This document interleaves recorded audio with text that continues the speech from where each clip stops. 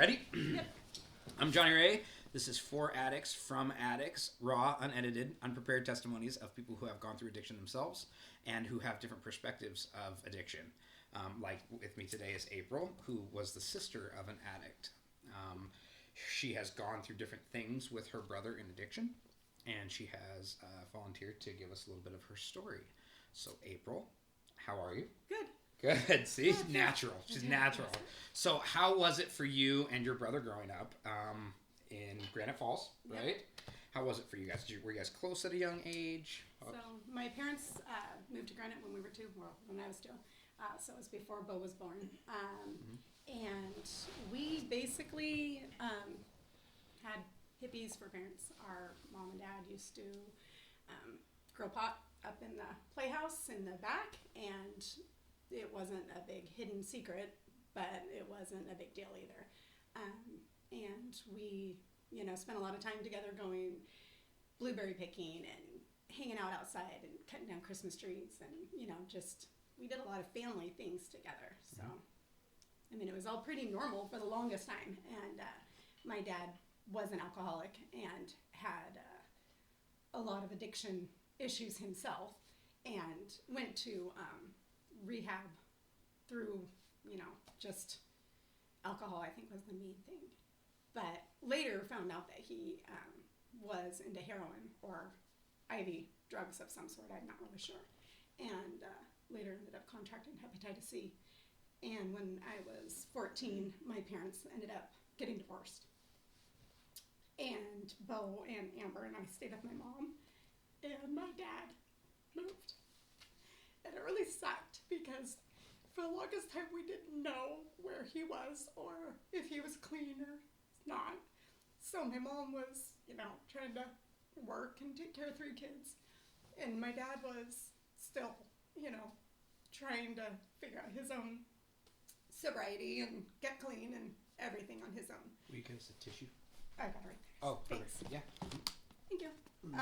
So it was kind of, difficult, obviously.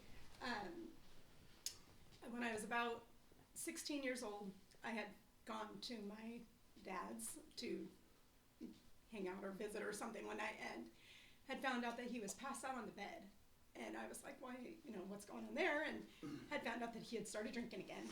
And I was just pissed because I had thought he had been sober for a long time and had been lying to people about it. So I wrote him a note and I just said, I'm leaving, going back home. If I get killed tonight by a drunk driver, you don't get to say shit. You don't say anything to that family because you are no better doing the same thing that they were doing.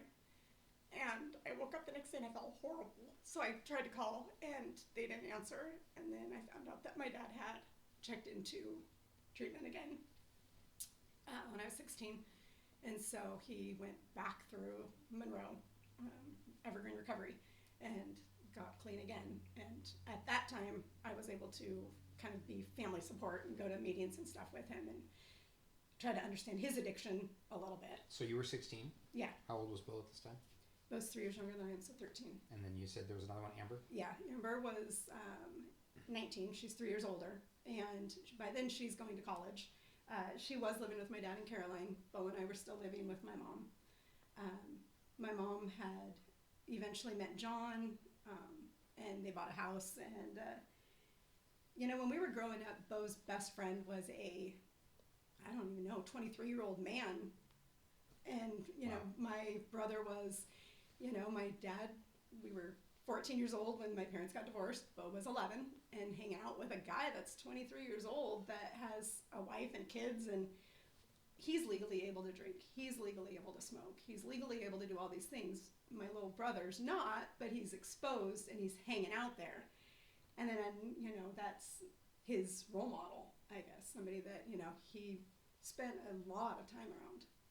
Well, especially without his dad being around as much. Right. My dad wasn't around, but Kent was. And Kent was really fun. And my mom knew where we were. I would go over there because Patty's daughter was my friend, and oddly, her husband, her stepdad was my brother's friend. It seemed like a really strange friendship, but he was just a very immature man. I mean, ultimately, he wasn't like He crazy. was 11. Yeah, he was mentally, yeah. I mean, he was just a nice guy. He just, he didn't work. He just liked to hang out, shoot BB guns, and, he was just an immature guy that had a kid friend, and Bo learned a lot of probably things there that he shouldn't have. Do you think is that when Bo's addiction started, do you think? I don't really know. I mean, I assume up with I always said Pet and Caddy. I have always done that. I can't say Kent and Patty, but anyway, up at their house. I assume that's probably where he first started smoking pot. I don't know if he, took it from my parents. I mean, I remember going through when I was little and finding books with pressed marijuana leaves or pot leaves, and my girlfriends and I crushing these leaves up and smoking them. They must have been 20 years old, and I don't even know what the purpose of it was. It probably tastes like dirt. It was right? awful, but it's like it wasn't ever hidden. I mean, it's in my baby book that my mom smoked, X amount of joints minutes before I was born. Mm-hmm. My parents had the police at my house on my 6th birthday because they got arrested for their pot. So, I mean, it was always around. It just wasn't a big deal, I don't think. So I assume from what you're telling me, you and Bo are close.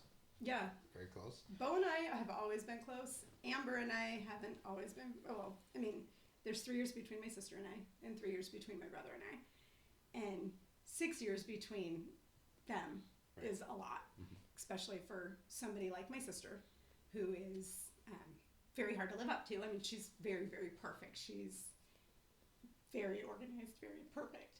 And then, myself, who tries, but still fucks up.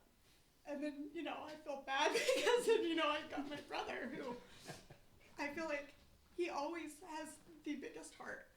I mean, that's where, he's like my dad. Like, they literally would do anything for you. And if you ask them. I haven't known Bo very long, but I get that. And from what I've seen he's become a good friend of mine. Yeah. Somebody I can trust, somebody I can rely on. And so I do see that. Will you come here and just stick your face real quick on the camera? And just say hello. Maybe give your sister a squeeze. Hey. There you go. Oh, yeah. Nice. Okay, yeah. That's it. So they're like, who's this person? Who's over here off camera? Who did she keep looking at? Because, we're having this conversation. Okay, so when did you guys start, because obviously you did different things than he did. Yeah, so when my parents, my mom moved to Arlington and I was still going to school. Bo went to an Arlington school and then started doing like alternative schools. And then, I still wanted to go to the same school that I had gone to my entire life.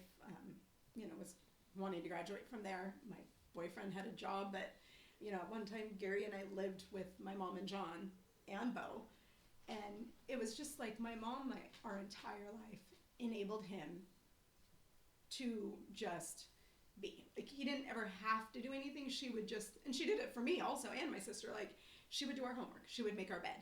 She picked out our clothes. They ironed our clothes. They literally did everything for us aside of putting them on our bodies. We were very lucky. We were extremely spoiled kids. Didn't have to do anything. And it got to a point where I started wanting to do things my way. I'm very in my own way and didn't want my mom to do them for me. And Bo was okay with mom still doing them because he was younger. And I will never forget the first time my mom and John left Bo home alone and went to Hawaii. And he was a kid and he was like, I don't even know, maybe 15, I don't even know, maybe 16. And mom was pissed that he didn't go to school.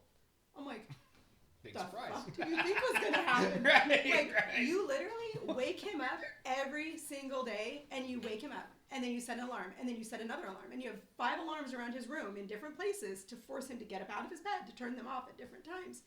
And you're home yelling at him the entire time.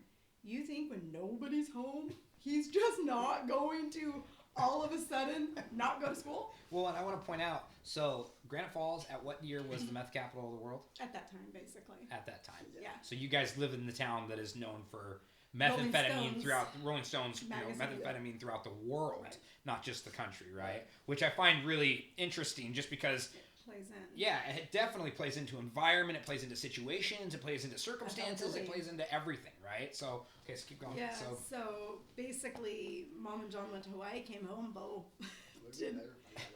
didn't go to school, and Mom was pissed, and I just thought, that was your own stupid fault. And at that point, she's like, well, that's it. I'm not doing it anymore. And I'm like, okay, well, it doesn't work that way. Yeah. You can't just throw up your hands and say you're not doing it anymore.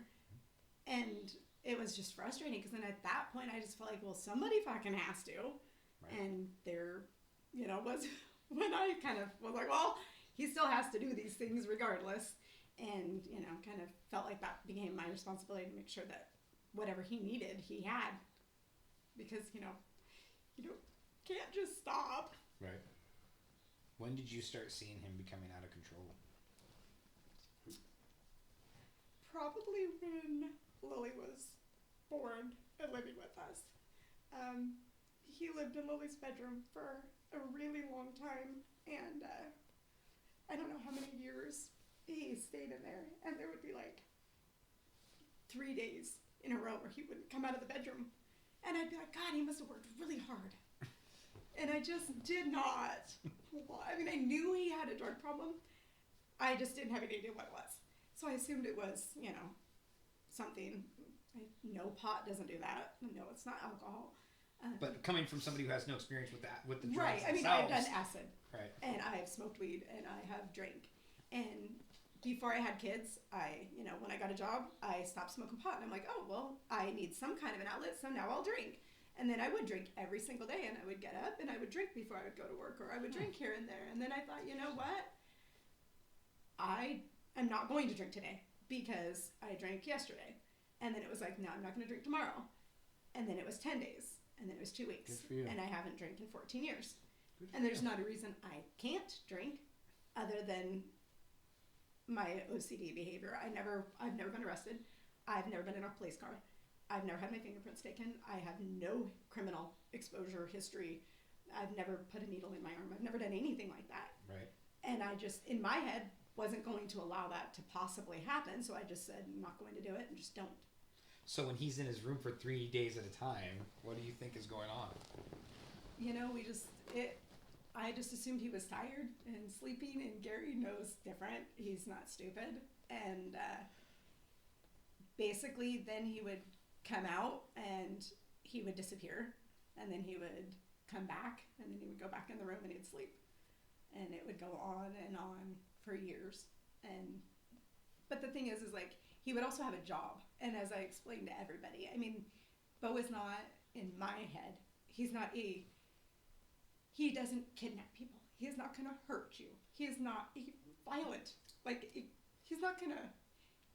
He would work to support his habit. He was a functioning addict. So for what I would see is he wanted better. It's just when he had the money, the bad choices were too easy to make. When did he go to jail? Which time? Bo's been to jail a lot. No? No. I'd rather not get into all that. Okay. I've been. Should I get into a video? I mean, what? Yeah. Get in there? Yeah. Okay. I mean, definitely. I don't know. Come in here. I've just with my.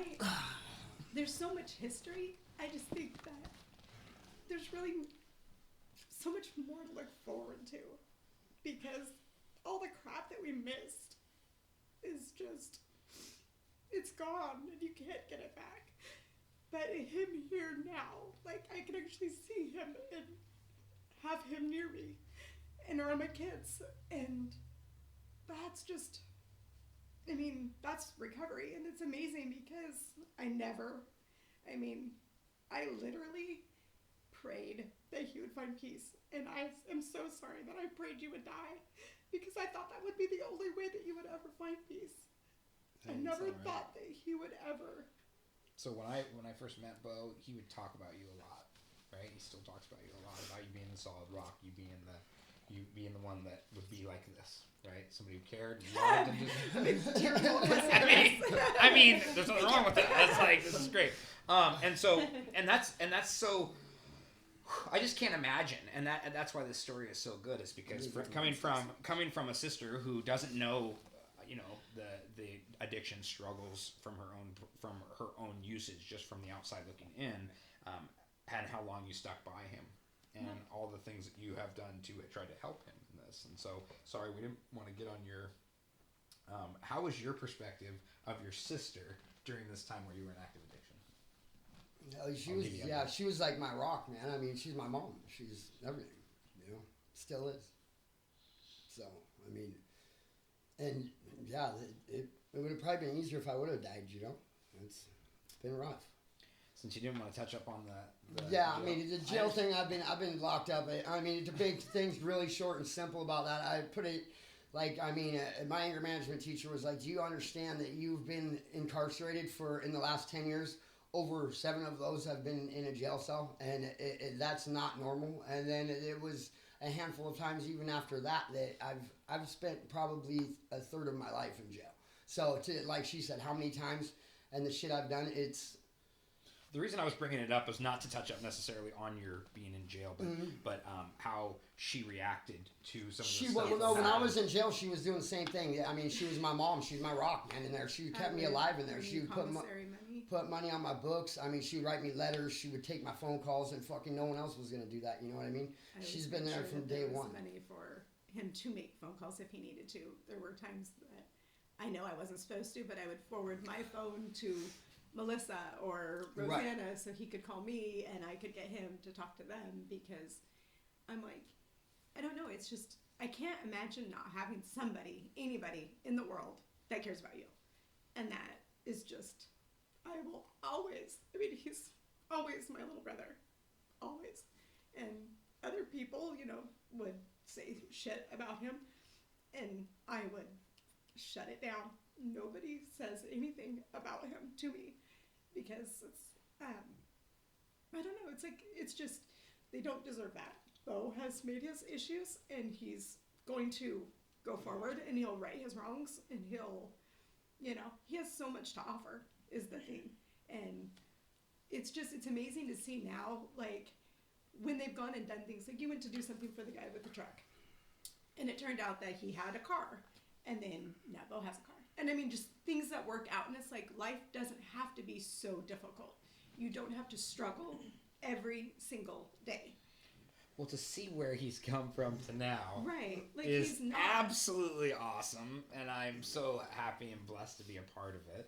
And I'm so thankful to be a part of it. So after he gets out of jail, you house him, you give him a place to live. Yeah.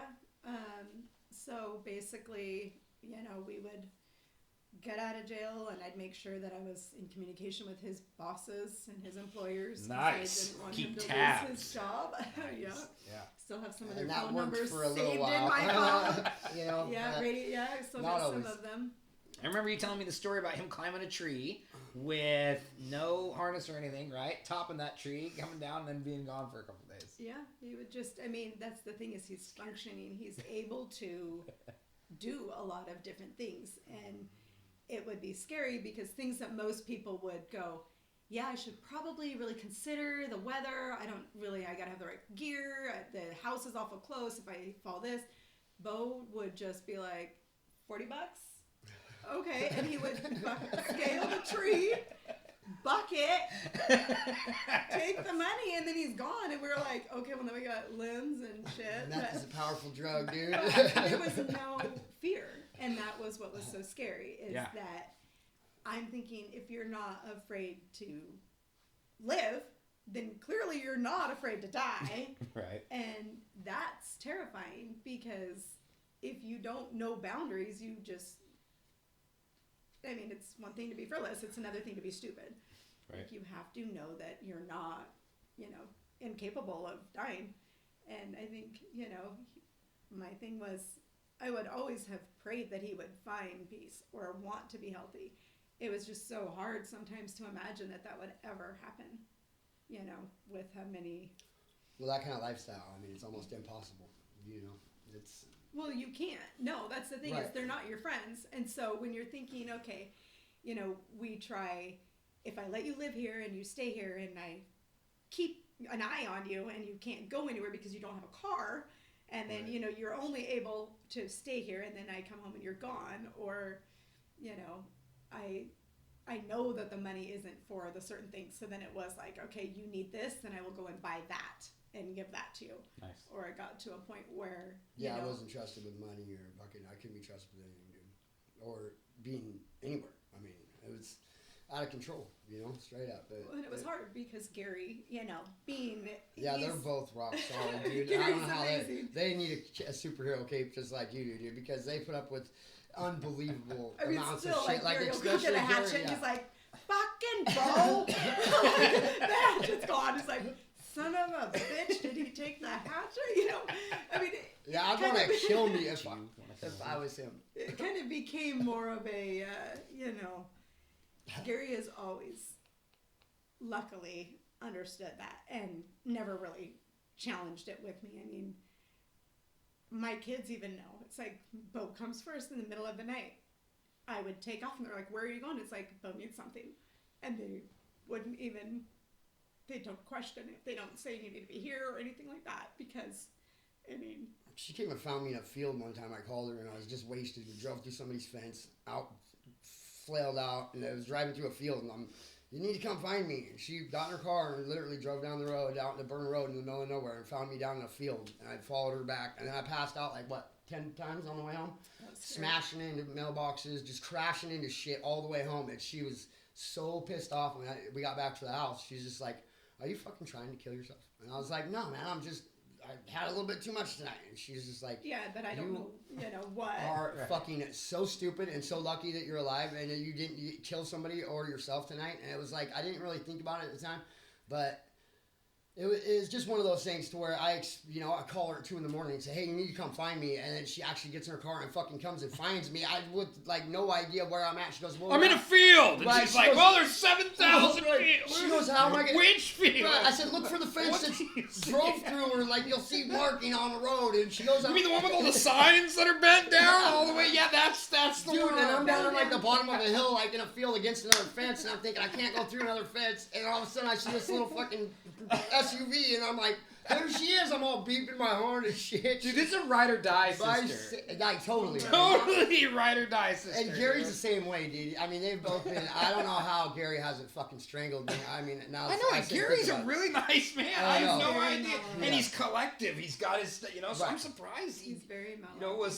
When you stole the hatchet even. I mean, I can just see him be like, dude, what the heck is going on? Oh, that's the fucking minimal of things. I got a phone call from the police one day, and I was sitting at home, and I had to go pick up Lily, and I got a call from a cop, and he's like, so I'm sitting here, and your brother's in an intersection, and his car's running, and he appears to be asleep. Do you think you could come and get him? I'm like, okay. Where are we? Oh, he's at the freaking intersection of 92 and Highway 9, sound asleep in his car. The cop parked behind him. I'm like, can you arrest him? No. He's like, don't no. do that. I was trying to hit you. I can see her perspective, And bro. he said- Like, what are you calling me for? He's like, You're the cop. No, can't do anything. He's not doing anything. So they just got him off the side of the road. I drove there and picked his freaking butt up and brought him back home. Did you really? Yes. Because I remember It's all coming back. I woke up in the intersection, and I remember going, the first thing You had that a came to my cigarette mind lit. is I had 8 Cigarette cops lit. around me, and I was like, what fucking idiot is causing all this traffic? There's a bunch And it's you? Yeah, and I was like, there's a bunch of traffic, man. You're on Highway 9 and 92 or whatever, dude. And it's Who's like, this jerk off, man?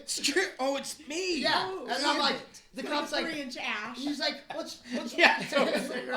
You haven't took a drag off it in a Sounds year. sweet. It's like... He's like, what's wrong with you? Or he asked me what drugs I was on. What I'm are like, you on? I'm not on anything, And he goes, Your well, pupils are dilated. well, why are you sleeping? And I'm like, I have a fucking a disease to where I just fall out or whatever I said. So I got my insomnia. Epileptic. And he goes, no, that's where you stay awake. And I said, okay, I have opposite of that, man. I just fucking fall asleep. It's called meth. Yeah, very powerful drug. Then he said, Very powerful he's like, sir, your pupils are dilated to pin drops. I'm not falling for that. Yeah, I thought. See, and then the next time I remember that day, I woke up and I was out here. Yes. And is that after you picked me up? That was when I called them to come back and tried to get them to take you because the medics that came out said that they thought something was wrong with your spleen. So I called the police and I called 911 and asked them to come back out and take you, and they... See, I don't remember any of that. I just remember waking up again, and I'm standing out front of the house, and my sister's got my phone. She's recording me on her phone. She's like, you think you're fucking special, don't you? And I'm surrounded by cops, and I'm just like, what the fuck is going on here? Is this a bad dream? And then I fall asleep again, and I was out. And then I woke up and well, I'm when on my you're couch awake at for a home. month, usually you Yeah, just seem to yeah, fall yeah, yeah. asleep just wherever you're at. Like, Yeah, and we that's- call it falling out. Yeah, Right. that's. Yeah. I mean, see, and that's just it. Because after you've been awake for that amount of time, and you know, there was been a time I think the longest I stayed awake was probably 22 days, and your fucking brain is jello at that point, you know, Yeah. and you're a very dangerous person and unsafe to be around. And 22 days? 22 days. Yeah. How is that even humanly? Yeah, it's not. It's really not. Unless you're a fucking vampire. I mean, or you a go zombie. you go 7, you're legally insane by the government. 22 is insane. So well, yeah, but I mean, if you're awake 7 days, you're legally, you know. No, insane I by the mean, government. even so 2 or 22 3 days, you're not even a person at that point. You're No. just a gargoyle. It's Right. like, you know, just Right. yeah. Well, I mean, there was I think when you guys first. Well, can when- we, Lou? You don't want to be. You know, I think there was can a you point at least when- peek in and say hello? Come Because over you're going to be here. a part of this. I mean, you don't have to Just necessarily stand say behind anything, us. but Well, you don't have. I mean, just come over. No, you stand. Just Just, one say hi. I'm Lou, real quick. okay. I don't remember exactly. Sorry, Johnny Ray. No, that has nothing Let's to do move with on. me. It has to do with you I was guys. gonna say you can pull the chair. No, back that's if you want. fine. Or You guys the keep going. other one. You can bring the So little when chair. did Lou come into the picture? I don't really remember what year it was exactly. I remember that I was gonna say you can. No, you're good. I don't need to be in the shot. I No, don't you're need to be on the camera. Um, Trust me, I had like 50 pounds when I'm on camera. I do too. I don't really remember a whole lot about how Bo and Lou ended up being together. I just remember when I first was trying to find Bo one of the times he was up at a trailer, and somebody had told me, you know, I was put it on Facebook. Has anybody seen my brother? And nobody. One person said they'd seen him a few days and had heard that he'd been hanging out up off of 119th or somewhere up, not 119th, Right. up Mount Loop Highway somewhere, and in a trailer. So I grabbed my bear spray. Gotta have bear spray. Because I'm ready. Yeah, it was like either a pocket knife or a bear spray, and I'm like, well, this I Or can. both. Yeah. Right. Pissed off, you know. I can't take the hatchet because bo's cool. Because Right. I'm a bear. So I go out there with my bear I'm spray, just kidding. and That's I so funny. had no idea. I Sorry, just started sorry. driving around to trailers, and then I finally found their car, and was banging Trailer bomb. on the door with the bear spray, screaming. And finally, Bo's like, "Sis, what the fuck's up?" And I was like, "Are you alive?" And he's like, "Yeah." And I just got in my car and left. I didn't even say anything to him. I didn't even see him. It had been so many, I think at that point it was like, I don't know, 12 days that I hadn't heard from him or seen him or anything, because he usually would call me because he'd need money. And so it would be like 3 days, and then I'd get a phone call, and then I knew he was at least okay. And you were with Lou at this time? Lou, have you said hello? And then The quiet one? at that time was about when he and Lou had started dating, and I feel bad because I have not always been nice to Lou, so. Rightfully so. I mean, I can understand.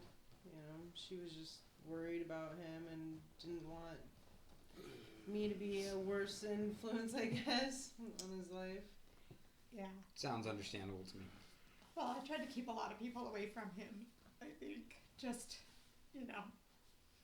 easier damage control. Definitely. And the hardest part is that, living in a town like this where, like I said, my parents moved here, 43 years or whatever ago. It's like I still have the same friends that I went to preschool with.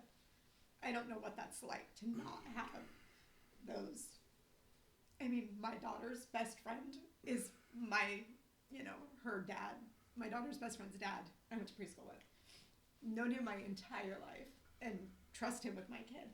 It's like I can't imagine not having those kind of friendships. And so, whenever Bo would be around town, and I would just think those people are not your friends. Those people are just people that you in the use meth with. world, they're not. They're not. There's They're no not. such They're thing. not. So Right. for you to even think that, like when you said you might have not been very nice to Lou, it's like anybody who I hung out with when I was a drug addict, they were not people that were to be trusted. They were not people to be accepted. They were people that wanted things from me, stole things from me, and all they wanted was the drugs. So that kind of a lifestyle just brings, misery enjoys company. Right. But what I find remarkable is like, so by this time you guys are living in your car, right? We've Almost. You had a trailer. Almost. You were at the trailer at that point. See, and I understood where she was coming from because I love him too, you know, and I He knew has that the best heart, that is the thing. she loved him just as much as I do, you know what I mean? And so I understood. That's why I always understood why you were the way you were, and I was we're protected. right, and I always was just hoping for the day to where you would accept me, you know. Well, and I do. I mean, I hope you realize that because, I mean, She does. I completely She does. respect. I mean, you wrote me a letter the first time you guys went to treatment, and you wrote me a letter, and, you know, I've tried to keep touch with your mom while you're, you know, while you guys were away, and I still send her pictures just of OJ, just randomly. Just because I think cat. that, you know, it's You say important. OJ, they have no. Yeah, they think we're sorry. talking about Simpson. You know, OJ just, Simpson. you know, I mean, I'm just glad that, I mean, addiction I think is just so crazy, and to use with somebody I can't even imagine, and then to stay together after, because I think like Amy said it the other day, you know, so much damage is done. Right. And, you know, I don't even know, like, how you come back from, I mean, I always say there's certain things once it's said, you can't unsay it. And, you know, obviously, actions speak louder than words. So I'm assuming if you've seen some things, you don't just unsee those. Right. But the way they get through it is by. So this is your story, April. This is your testimony, and it's awesome that they're. But we'll do their story definitely another time.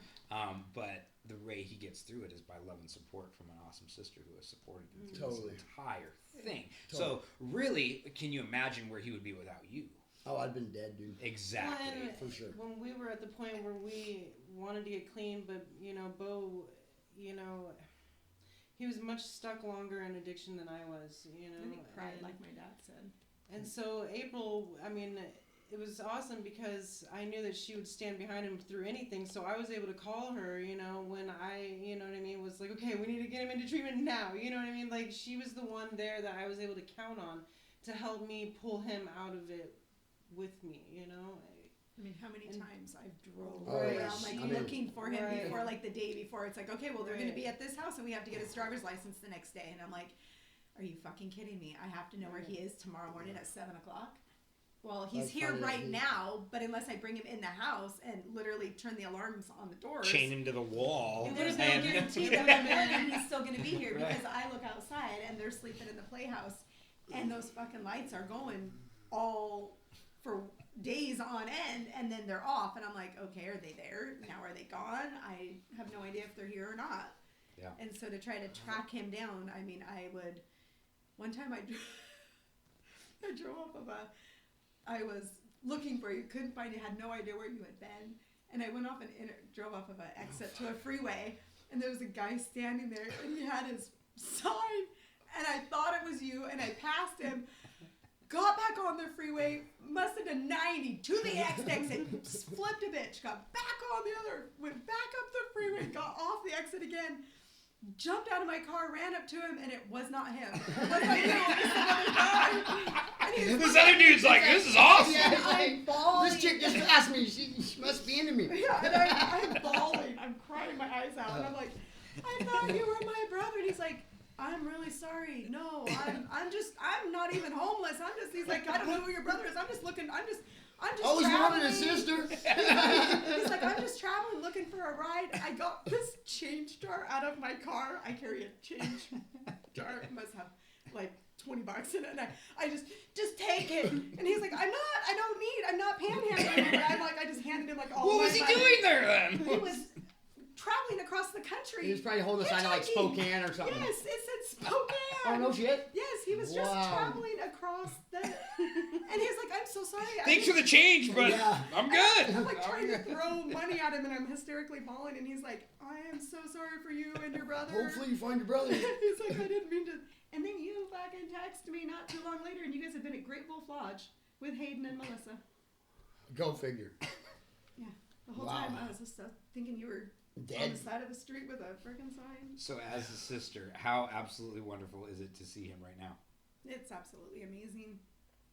I mean, we first met at his 1-year celebration. Mm-hmm. It's been literally, I mean, I've put her through hell, dude. Her and her husband and everybody. You know, she's been like I said, if it wasn't for her, I wouldn't be here. But, I mean, I don't know. I just think the past is the past. I mean, it obviously makes you who you are. You don't want to forget the past because if you don't remember how terrible it was, you might go back to making those poor choices. But I also just think, I mean, I don't need to beat him up about things that he's done in the past. I don't need to expect any kind of anything. All I want is him physically visible, You're unbelievably tangible, lucky, you know. bro. So I don't know, it's just crazy. Completely. I talked to somebody the other day and she said it was really sad because she said her mom, every time, you know, she's trying to be clean, Alicia Burke, she's trying to be clean and she's like, every time I try to make progress, it's reminded to me that I fucked up. It's just like, it's so hard. And it's like, you know, you know that you fucked up. Well, yeah. So why do you need anyone to remind you? How about remind you how freaking far you've come, you know, and how much potential you have to live the next half of your life so much different than you did the first. definitely. Yeah, I mean, a lot of it is it's hard for me to listen to you, because at the time I was doing all that shit, I didn't care. I don't think you knew. Well, no, I did. I'd say it's both. I You didn't care and you didn't know. It didn't sink in like it is right now. You know what I mean? It's different. When you're fucked up, you don't really think of the people you're hurting that care about you, and it's difficult. So would you guys recommend doing this kind of story testimony to other people? Yeah, man, this is deep. Would you recommend them doing everything possible to get clean? No, nothing's impossible. No, he said, would you recommend them doing anything Oh, possible to get clean? Yeah. I mean, sure, but it's just it too. Back 2 years ago, I would have probably thought I would never get clean. I thought I'd die a drug addict, and from something to deal with an overdose or a car accident, or Just you being know, just insane. being in the just wrong being place insane, with being the up wrong for people. right, like you said, being I awake for mean- 22 days at a time is very unfucking healthy, and it's not normal, and eventually your heart's gonna stop or something. But it's like, sitting here listening to her and thinking back on all the times she's saved my ass from the time I was a little kid up until now. It's like, it's unfucking real how the impact of that is. It's just crazy to me that she hasn't gave up, or her husband. I mean, like, really. And if she did, I would have been dead, dude, for sure. Well, and you probably would have understood. You've been like, I can't believe you didn't give up on me. That's what I was saying. Like, when we were doing the clean and sober living thing, I see these people coming in and some of the bad choices they make over and over, and it's like, how in the fuck can I make it more clear to you that these bad choices and you getting high on drugs and now you're kicked out and you're going back on the street? It's like, that's not the worst thing that's going to happen to you. You keep making bad choices, it's going to get worse for you. And it's like, you don't think of that until you get a little bit of sober time under your belt, and then you realize all the good shit that does come with being sober and not having to be wasted every day. And it's mind-boggling to be unleashed from that chain, dude. It's really crazy to me. And yeah, I don't know how she did it, dude. I really don't. I think my favorite still was when Lou messaged and she's like, oh my gosh, we haven't had a break since October. She goes, dealing with these people is ridiculous. This was months and months ago. Oh, we're talking about the clean and sober stuff now, right? Yeah, and I was thinking, oh, dealing with addicts, that's gotta be really Wonder tough. what that's like. I called Blue. I said, you need to call my sister right now and tell her. I don't know how the fuck she dealt with me for as long as She's she a did. reward. I was like, Yes. she needs a fucking reward and a cake like Johnny Ray. Because I tell you what, dealing with a motherfucker like me for as long as they did, unreal, man. She did a lot longer than I have not. No, don't include me in the conversation. Well, no, I'm saying like a superhero Right, take I know in the it, but- recovery scene and the whole Right, dealing and I putting up appreciate with that, people. but what it sounds like to me is April holds her own definite. Right. Well, they both do, her and Gary, man. Yeah, Because Gary Gary, too. he should have strangled my fucking Unbelievable. dumb ass a long time ago. Yeah. I'd had every right to, dude. And he's been more kinda solid hard. of a rock, dude, because I'm putting myself in his Oh my shoes God. right now. Like, I would have grabbed me and said, you stupid motherfucker. I'm Yeah. going to put you in a trunk somewhere and let you go off where you deserve to be. And neither one of them have. You know what I'm Like saying? a lot. I mean, Gary, there were many, many, many times where Gary was not okay with me going where I Well, tell right, and myself- rightfully so, man. And Rightfully my so. kids, I mean, I have walked up to homeless people that have been asleep under a blanket and, are you my brother? And walked into No, I'm going to areas- Spokane. Right. I walked Right. into Yeah. crack houses and places Yeah. that I should not. I've Go. seen her. She came and And- found me in a couple of different houses that I was like And just I sitting have there and kids, look over and be like, but what it's the like- fuck is she doing here right now? And then she's like, you need to come out here now, you know, blah, blah. And it's like, how the fuck did you find me here? She's like, well, it's a small town and yeah. Anyway, it's pretty emotional right now, but wow. I'm sorry. No, you don't. I mean, I appreciate that very much. I love you. I love you. So this You're story is really not. absolutely unbelievable. I mean, it's just, this is what it's all about right here. And for the record, I mean, you got to think she I started smoking weed when I was 8 and started doing meth when I was 10. So, 7 years? Which is terrifying because I have a 7-year-old son. And, you know, I just, That's 27 fucking years of torture. right.